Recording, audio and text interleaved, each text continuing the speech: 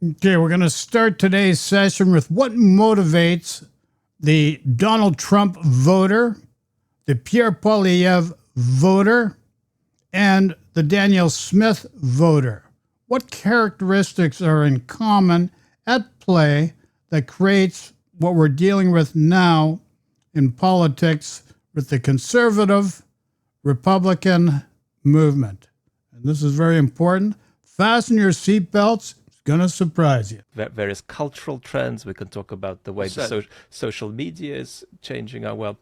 But if there is such a box, what it means is that the Trump vote is not just about disinformation and ignorance and some kind of moral insufficiency. It's actually about agency. And it's about people 100%. I think that's one of your most brilliant insights, Vlad. It is about agency. One of your most brilliant insights. And so there's a liberatory credential there. And it's very important that we admit it. And we are better at admitting it. But we are still bad if we look at the way we all talk to each other and the sort of anti-Trump folks who are centrist, center-right, center-left, whatever. The tendency is to emphasize the disinformation first, rather than think that disinformation is often first, but is more often than not downstream from a crisis of trust that's caused by the social forces you outlined.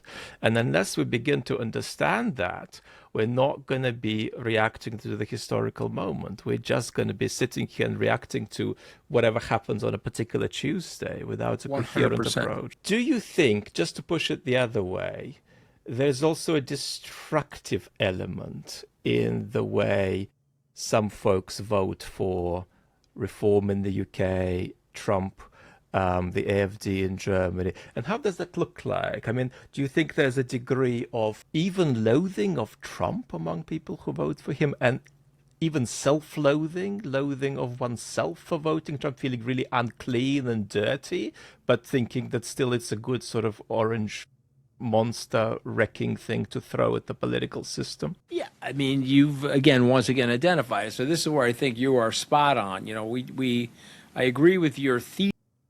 And this is where you need to include Pierre Poilievre, Danielle Smith in Canada. Thesis on the narcissism, but I tried to flesh out aspects of it based on my face-to-face interaction. In this category that you're describing, I think you're absolutely spot on, because here's what happens. If the system is not working for me, burn down the system, blow up the system. Who could blow up the system? Who could wreak havoc on elites? Who could wreak havoc on the media? Who could wreak havoc on Wall Street? Who could get everybody upset? That's Donald Trump. Is he an orange wrecking ball? Yes. Is he going to blow up the system? Yes, he is. Is he going to hurt you as a result of blowing up the system? You know what? He's going to hurt me. But I don't care. I don't care he's going to hurt me, because he's going to hurt the elites. They have more to lose than me. My life is miserable. The United States took working class people that were once economically aspirational, and we made them economically desperational. Okay, we did that in 35 years by not focusing on their needs as a society. And so, you know what? I'm going to go from $83,000 a year to zero, but the billionaire is also going to zero alongside of me. Blow that MFer up. Blow. And this, you have to remember, is a parallel with what we have going here in Canada. So this is a parallel. It's not just exclusive to the States. You got the Reform Party in the United Kingdom. You've also got AfD in Germany.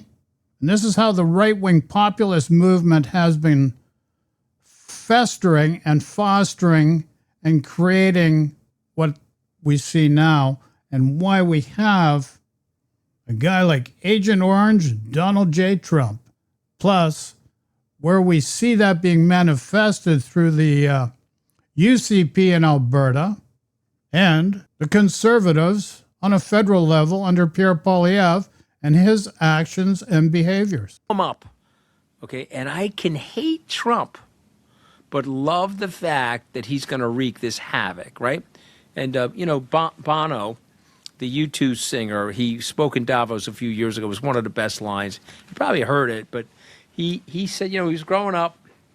He said, in America, if you see the big house, you're like, hey, man, I can live in that house. Someday, I'm, like me, I grew up in a blue-collar family, but I'm going to get some money and I'm going to buy the big house. Bono said, well, he was in Ireland and he saw the big house. They didn't think they were going to get ahead. So he's like, let's go and burn the house down. Let's go blow it up. And that is, Vlad, what you're describing. And Trump represents the match. He represents the gasoline, the Duraflame log, and it's bad. And by the way, the best thing Trump has going for him are the Democrats and the oppositional Republicans, both of which are clueless on how to handle him. And in the Democrats' case, they're fighting with themselves, who could be more woke and this sort of thing and the other. And Trump is laughing at them while he's beating their asses in. And Trump is brilliant in so many ways, but he was eminently beatable in 2020, and he was eminently beatable in 2024, and in 2016. Yeah. All that needed to happen was there needed to be some kind of a national project put up against him based on the values of public good, solidarity, patriotism. 100%. And if we got to 4 out of 10 on that, that may have been enough. 100%. That's not And there you go, folks.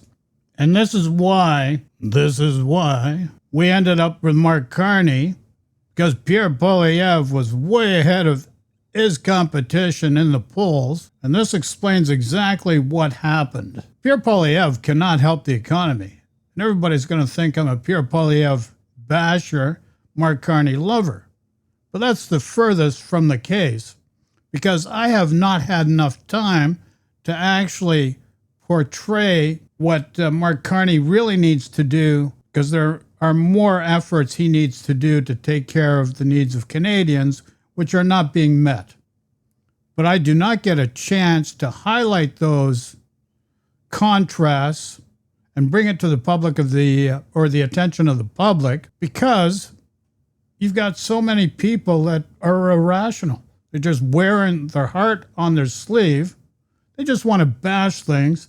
They don't care who it hurts. Just change for the sake of change, which makes no sense. Carney's right for the time. We need to be able to influence his understanding of the needs of what Canada needs, but we do not get the time to do that because of people like Danielle Smith, Pierre Poilievre, and a guy like Doug Ford in Ontario. Ontario's the biggest economy in Canada, but we can't deal with it.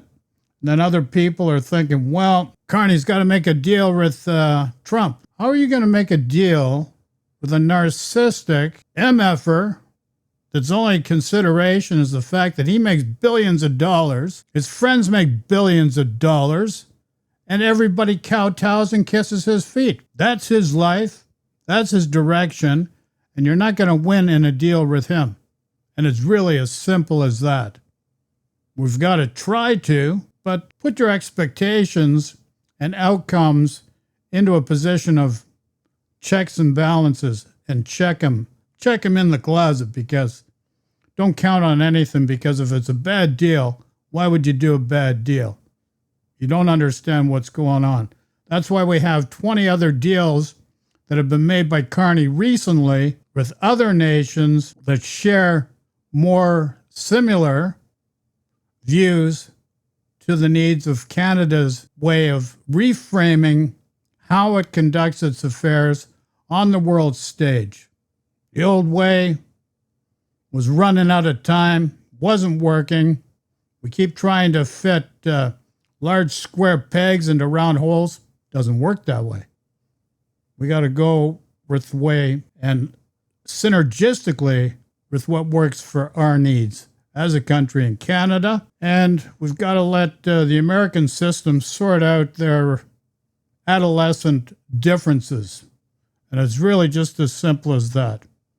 So You can let go of this pain and suffering and move today into a position of benevolence, harmony, and balance and abundance. And you can just make that decision today. It starts with you, the person. Just takes one person at a time. Let go of the pain and suffering, because this pain and suffering doesn't work for anybody. Doesn't work for you as an individual. Pain and suffering doesn't work for you. So why would you have pain and suffering in your life? You can transition right now by making that decision, taking that first step into a position of harmony, balance, benevolence, and abundance. Love and peace to everyone. Ciao.